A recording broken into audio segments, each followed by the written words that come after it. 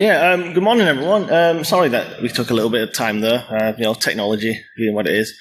Today I'm going to talk about my XCOM talk, which is save game editing is still strategy.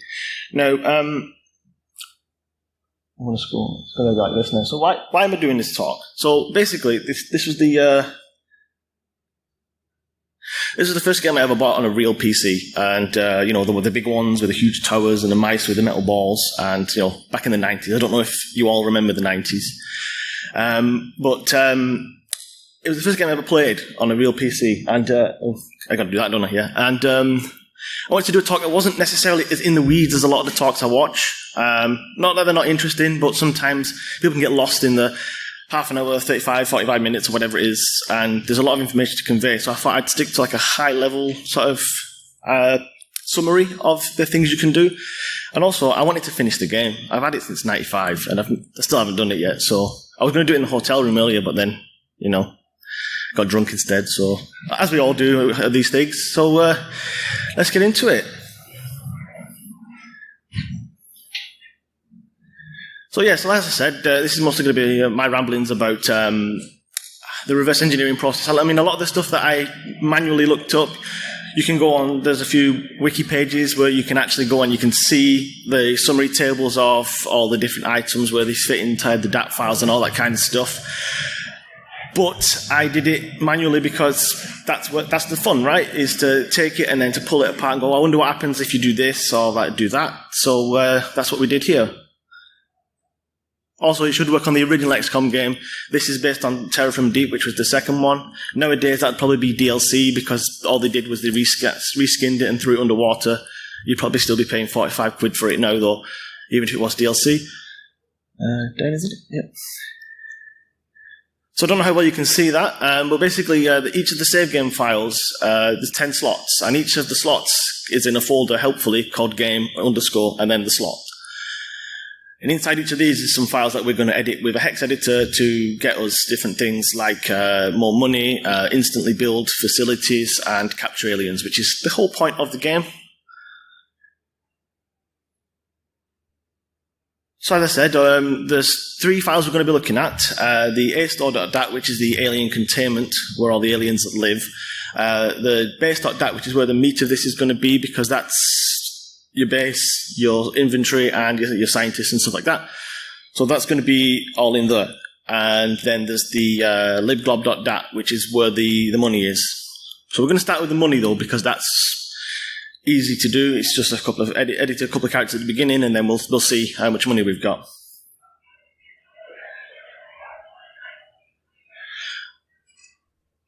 Yep. So as you can see, I picked a number that was fairly big, but not too big, because don't forget this game's from 95, so they have things like overflows and stuff like that. If you throw a big number in there and it's too big, you'll end up with minus money, which you can't do anything with, obviously. We're going to do a demo now. It's not going to be a live demo, because that would be ludicrous right now.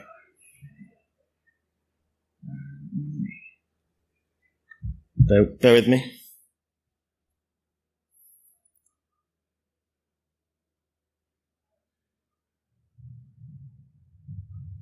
Oh no, you can hear all the sound.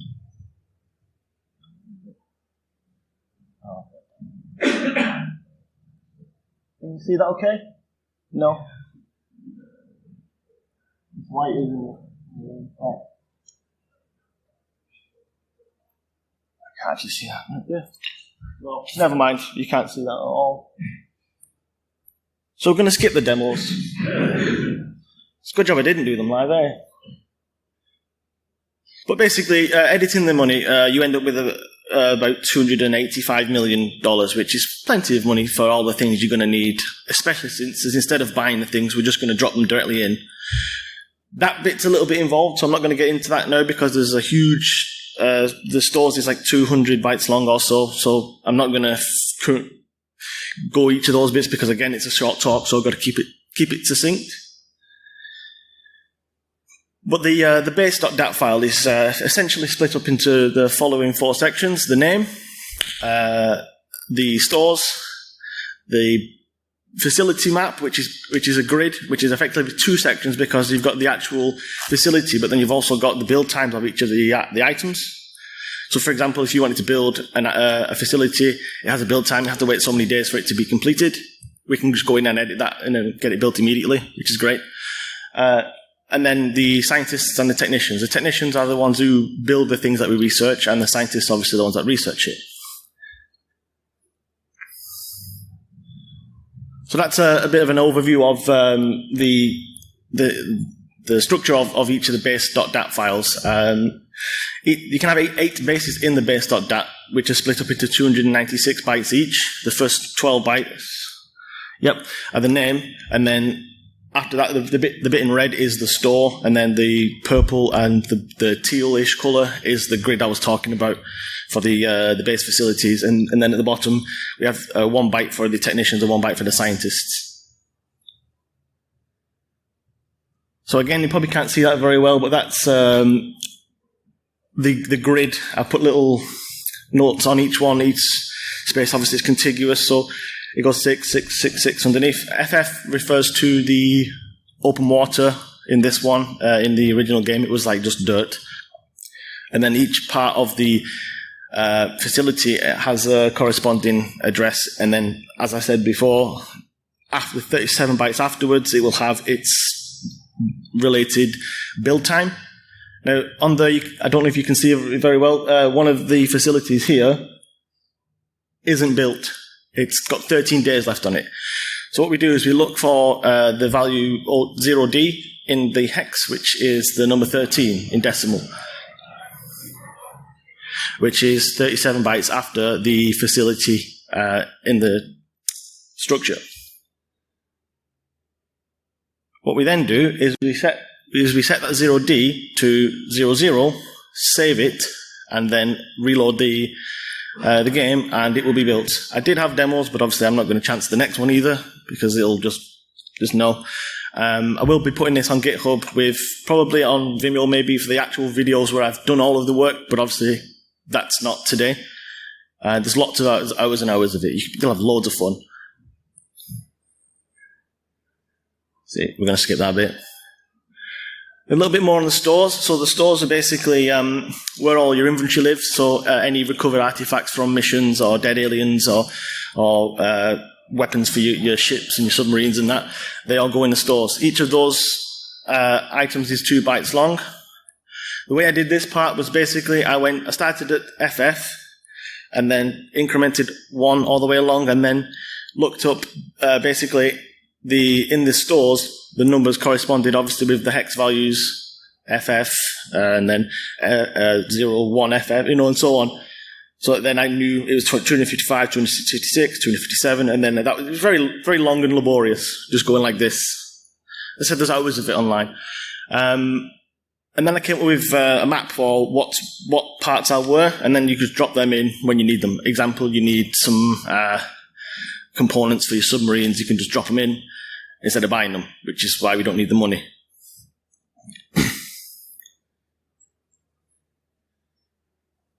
The biggest slide here with the most writing, and I apologize because there's quite a lot of writing there. I'll just read it. Basically, the scientists and the technicians share living quarters with the soldiers that you have, which are called aquanauts in the second game. So you have to be careful. If you just drop in max numbers, you'll have no living space for soldiers if you need to replace them when they die. So that's just something to be aware of. If you have people killed on missions, you're going to have to get rid of some of your scientists until you can buy new soldiers. It's just how it is. But yeah, you need scientists to do the research, but you don't need the technicians. So you only need to edit the scientist one, really, because again, we can just drop the stuff in manually by editing the file anyway. But you do need the scientists to do the research. And then lastly, we've got the astore.dat file, which is where the aliens live. Now, I don't know if any of you played this game before, but the point is to stun aliens and bring them back, to interrogate them, to find out what the mission is and stuff like that. Certain aliens you need to capture alive at certain points in the game, because if you don't, you won't get past certain research tree. Okay. So you have to capture live terrorists, aliens, and live aliens that are like commanders and stuff like that, high-ranking ones, so you can interrogate them to get your endgame mission research. But the problem is, the high-ranking aliens are harder to kill, and then you're going to waste 10, 12 soldiers trying to kill one of them. So instead of doing that, you can just drop them in like this by editing a value. Again, I had a live demo for this, but I'm not chancing it. I don't know if you can see that table there, but that's a table basically of each of the different alien races and their classes and the ranks. So basically, certain aliens can be the high-ranking ones. Other ones are only terrorists, and they don't appear. If you put the invalid rank in, they won't appear. So you have to have a matching rank and race for it to work properly, which is why I created the little grid that you can't really see because it's all white. Sorry. I will put these slides up if anybody wants to read them at some point. But yeah, so the idea is you need to capture a few terrorists of particular kinds to get certain research topics, and then you also need to capture a few of the commander rank aliens, which is the lobstermen, which if you've ever played this game, you know that those are going to be the hardest ones to get because they just murder you. But yeah, once you've captured those, you drop them in, and then you can research them, and then you get the end game research topics. But then you can still drop more aliens in because certain aliens will give you information over and over again, so it's valuable to drop them in. For example, the navigators will give you sub-designs so that you can then build your submarine to go to the end level. But other than that, it's basically it's easier than just stunning them because if they wake up, they'll still kill you. So you've got to be careful. You've got to stun them and then bring them back, and it's just easy to do it this way. This is my strategy. That was the whole point. It's not cheating, it's alternate strategy. As I said, you need certain aliens to get certain parts, certain research topics to progress the game past a certain point. That's going to be lobstermen. So there's a particular one you're going to do. So one of the things I wanted to do when I actually do the tool is basically have pre-programmed in progress sort of thing. So if you want to get to a certain point and then start from there, you just click a button and then it'll boom, and then when you load the game up, you'll be where you want to be rather than having to do all of the boring bits and the initial missions, and then you can just do the end game and say, yeah, I did that game, it's dead easy. And then I've got some references, but that's it. Has anybody got any questions? Yep.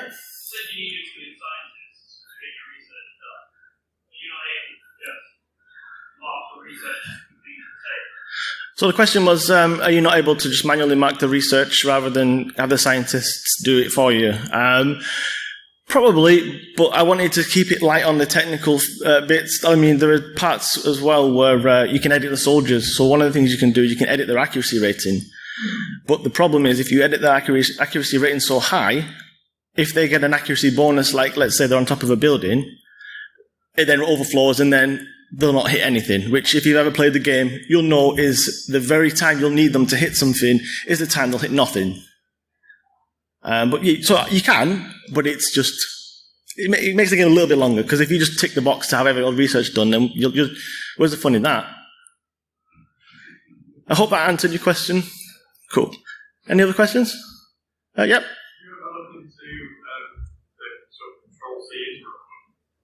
Up to and the tactical ones. Yes, I have seen that before. That was basically. So the question was, did I look into the control break interrupt to complete the missions with the repeating the outcome of the last mission? Yes, I did do that, but not in this talk. I have done that before. Where is it stored? What stored? The outcome of the last mission. That part of the same. I think it's in the tactical.dat, but I didn't look into that for this talk. But the way that works is effectively you have it's basically a recovery method. Basically, you're leveraging a bug in the fact that if the game crashed, it goes, all right, well, we'll just go back to where we were, which was the last tactical mission. So when you do that, it effectively gives you the results of the last mission instead of just breaking. Sorry? In the references, there's a couple of pages that go into a lot more detail on all of the files. Like I said, I'll throw these slides up on my GitHub, and then people can look at them if they like. Is that okay? Anybody else? Yep.